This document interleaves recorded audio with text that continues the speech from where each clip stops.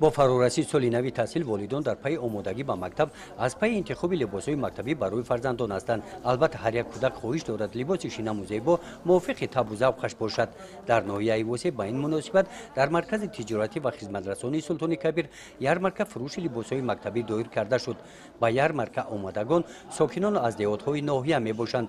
موافق ذوق کودکان و خواهش والدان از جانب کارخانه سلطان کبیر امسال همین گونه لباس‌های مکتبی پیشنهاد گردانیده شدند.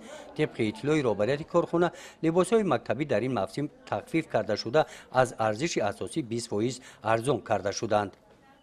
من همچون یک شهروند امروز برای تامین کردن لباسان واسه ما گرفته برای از اینجا خریداری کردن آمدم و دیده استودیم که عموما در اینجا معرکه در سطح نهایت بلند سشیز ارزش لباس‌ها نسبتاً به سال گذشته خیلی ارزان شده است. مثلا با جای 180 سومانی 140 سومانی شده است. 140 سومانی 120 سومانی شده است.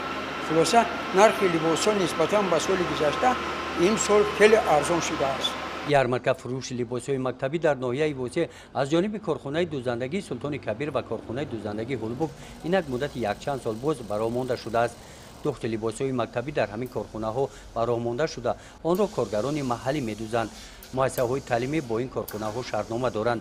در همین زمینه طبق شرطنامه بین مؤسسه‌های تعلیمی و مرکز تجارتی و خدمترسانی سلطان کبیر 20000 دانه لباس‌های مکتبی خریداری باید گردد.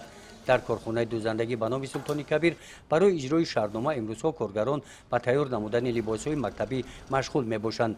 کارخانه خواهش مزاجان را به نوبت می‌گیرد. در صورت پیدا شدن درخواست موافق خواهش مزاج دخت آن را برا می‌ماند. طبق اطلاع یارمارک فروش لباس‌های مکتبی باز یک چند روز دیگر ادامه می‌یابد. بعد خریداری مزاجان امکان دارند که در مرکز دلخوشی مرکز به سیر و سیاحت و بازی‌های گوناگون مشغول شوند. تدبیر مذکور از جانب رهبری مرکز تجارتی و خدمترسانی سلطان کبیر به طور رایگان در این روزها به کودکان خدمت می‌رسانند. گزارش خواجه نظریف خدای نظر ظهورов از ناحیه واسه برای برنامه اطلاعاتی نوید.